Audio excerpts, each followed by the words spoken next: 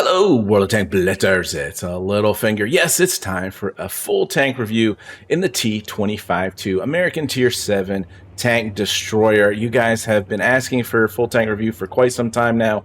This one was requested a while back. While I still consider this to be one of the worst Tier 7 Tank Destroyers, we're going to give it its fair shake here today. It does lack armor. The turret is super slow. Pen is not great, but yet it does have a high amount of damage per minute. As far as the tank line goes, you're coming from the Hellcat here, which everyone knows is a fun tank to drive because of its mobility. You start losing speed and the turret rotation gets even slower here with the T25 too. Moving up to the T28 Prototype, a tank gets even slower, turret rotation even slower. Very difficult tank to play here. And then a slight improvement as we get to the T30. But keep in mind that this is one of the lowest performing Tier 9 tank destroyers in the game. Primarily, I feel like it's got a super long reload with high damage. And if you miss, it's got really high dispersion. You do pay a huge penalty waiting for the second reload. But then we get to the T110E4, which has 90-degree rotational turret, not 180 all the way around, or 360 total, left and right 90. Has decent armor, but not near as much armor as the T110E3. And I would say overall, the line below it here with the T25 AT, the T95, and T110E3 is a better line to play. And so, you know, I kind of question doing the review on this tank just because I don't think a lot of people play the tank. But maybe that's reason enough to do the review here today. So consumable, we've got repair kit, multiple purpose, and adrenaline provisions. We're running case of cola and both fuels. And then ammo, I've got 26, 13 APCR, and 8 HE. We're making sure we're buying that with credits. And then as far as equipment goes, we've got calibrated shells, defense system, the camouflage net, supercharge, improved assembly, engine accelerator, refined gun, toolbox, and consumable delivery system. So as we jump over to blitzstars.com and look at these tanks, T25 pulled up first, you'll notice 2,700 damage per minute without our equipment. It puts us towards the top of the tanks that I've pulled up. Challenger and Helsing, two tanks would have fully rotational turrets, and then the WZ Blaze. And you can see how much higher our damage per minute is than all of these other tanks. But where we start to lack is the pen here at 190. It's towards the bottom of the group. 225 Alpha again. The damage is low. The pen is low, meaning you've got a faster reload in order to get that higher damage, which means you have to be on target and exposed more frequently in order to maximize your damage. And a tank that doesn't have much armor makes it pretty difficult. But the weapon handling is good. 1.54 aim time is good. We can get this dispersion down almost under 0.3 here with the equipment. So that is also good. 10 degrees of gun depression. So weapon handling is good. Movement and mobility, 56 kilometers per hour. The top speed is not bad. Power to weight ratio here is lacking. And part of that is our effective horsepower per ton because of our terrain resistance, 13.6. That's horrible compared to all these other tanks. So it feels very sluggish. Going to take a long time to get up to that top speed. Credit coefficient only 91%, and as I was talking about here, 76 mil of armor in the front.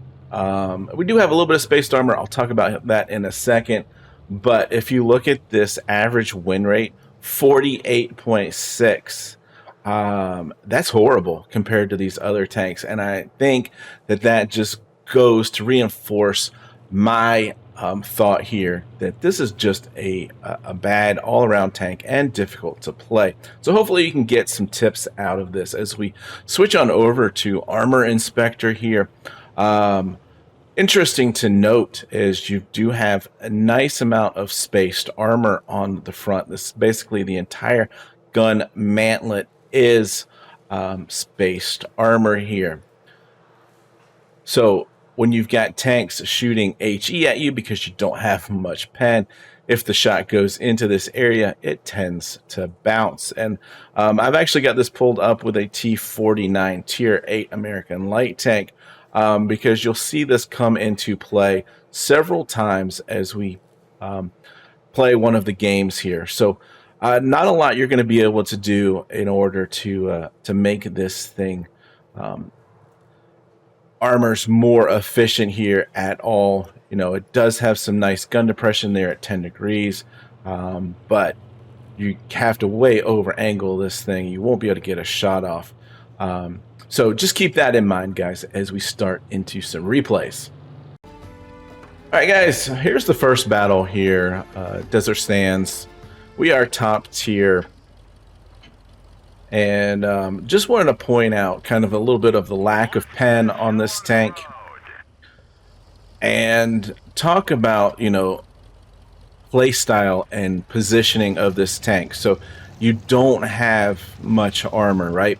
So you cannot be frontline on this tank. This is a backline support heavy type of tank, especially when you've got a lot of smashers out there now and whatnot. So I am trying to sit here on the back and not get spotted, right? And we've got a Black Prince. This is a tier 7 heavy, and I have to shoot APCR in order to pen the front of this thing. So yeah, it does get a little bit frustrating from that regard, that the pen is so poor, and this is with calibrated shells on too.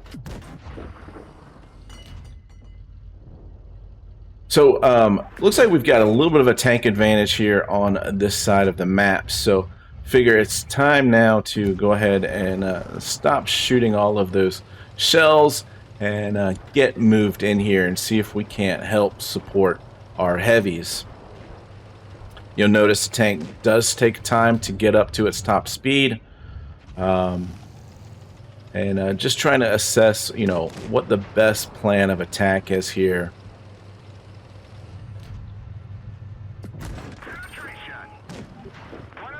Not even going to try to slow down. We're just going to come on around the backside here and try to finish off this Black Prince. Now we've got shots on the AT. And you can see the tank aims very well. It just lacks some pen here. And you'll notice here on this exchange here, we bounced the one shot because I didn't zoom in, and then you know, the tank, because of that slow turret traverse, the gun is not aiming exactly where I thought it would be aiming, and we miss out on the kill shot there. So only managing to do 1400 damage in this game, but I thought this showed you kind of an example, you know, to play it more as a second line tank. Not sure how I missed that. I guess I should have stayed zoomed in. But yeah, we're going to go ahead and finish this off and wrap this game up. 1592 in damage. And we did bounce several shots here. Alright guys, so here we are. False Creek. We are bottom tier in this supremacy matchup. And it's kind of amazing how many times playing this game you look at the enemy lineup and you're like, oh crap, this is not going to go well. So you really have to pay attention to your positioning. And I know that you know, I can use this mound up here, my 10 degrees of gun depression, basically just be showing the turret, and hopefully with some good accuracy, you know, we can get some shots to go in.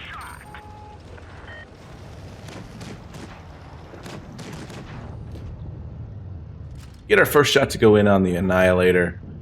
Looking to see who else potentially we can get shots in on.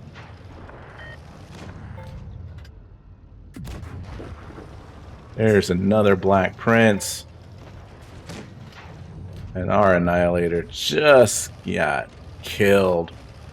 So I'm looking to reposition on this hill so that I can stay a little bit further back and use the ridge line there to help with my gun depression. And we're just snapping shots in right now on the AMX. But you see, even with a tier 7 heavy tank angled up, how difficult it looks to pen this guy. Enemy armor is damaged. We are down a tank. And I figure their Gravedigger is coming around. Sure, yeah, their Annihilator. So there he is. And as I'm turning around, I'm like, oh, great. We've got an LTTB and a WZ over here. We bounced the LTTB, and I don't know, understand why. The game is lagging on replays, but look at that. Tier 8 WZ. We take a big shot there, drop adrenaline, and he gets out of the way.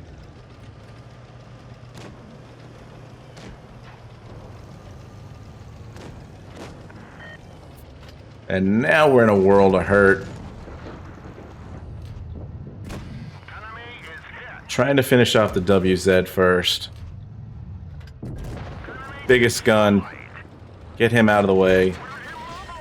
We're getting shot from behind, and the Smasher does his job. And now we've got the Scorpion. Load up HE, get a shot into him. We'll be able to get another one in here before he reloads. Tried to push in, hoping maybe he'd hit the gun mantlet, but no such luck there as we are taken out.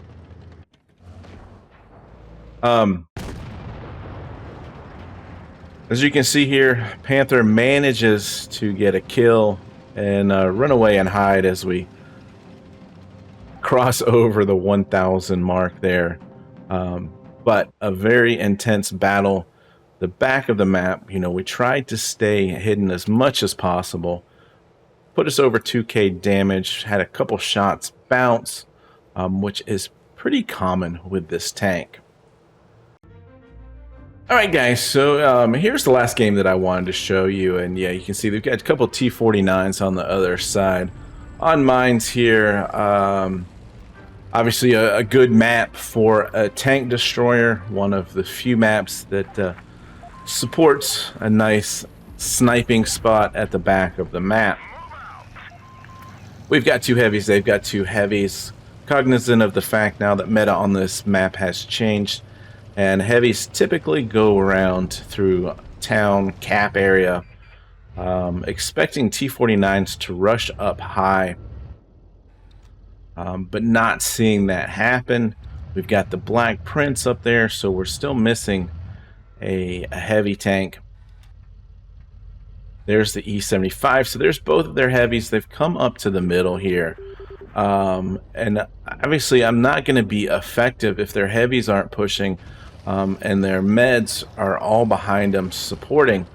And I'm also concerned that potentially a medium or light might come around the side through cap and be able to outmaneuver me. So I make the decision here fairly early to come on over to the lighthouse and see if we can't get crossfire in.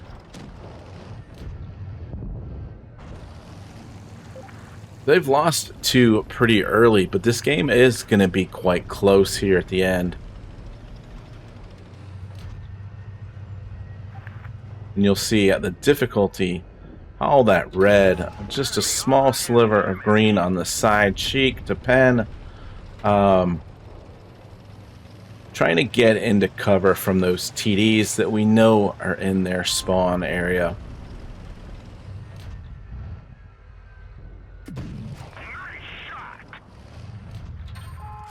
.233 there on that shot.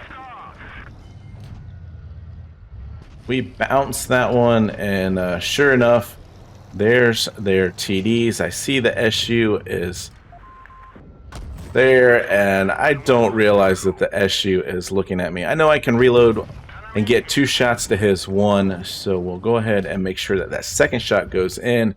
And now this E75 is in a position I can't pen him because of the Emil in my way. So I decided to switch over to HE and wonder if, you know, if I could get 2 nice rolls there, we could finish him off, but not to be.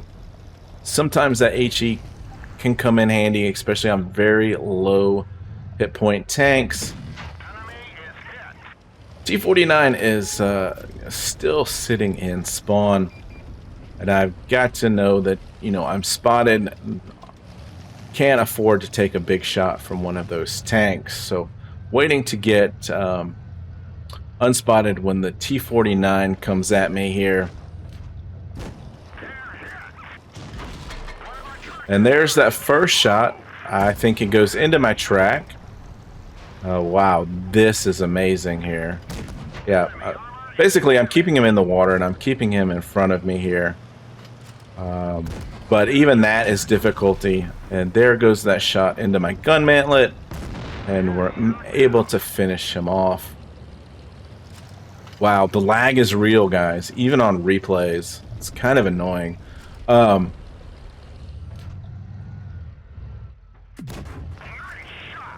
That's so bad.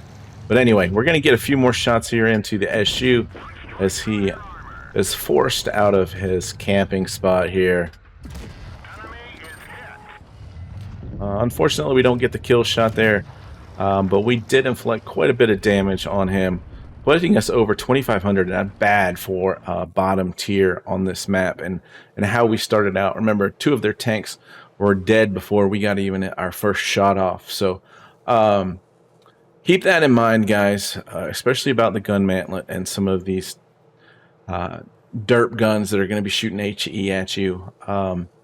But obviously the downside difficulty with the tank is its turret rotation being super slow. It's got an accurate, decent gun, but the pen is lacking. Gonna have to shoot APCR from time to time. And it's just not one of the better tier 7 tank destroyers out there. It's not. And I think that's evident by the very low, less than 50% win rate on it. So hopefully you learned a few tips and tricks and whatever, guys. But that's going to do it for me today. And remember, get educated, not fingered. Littlefinger out.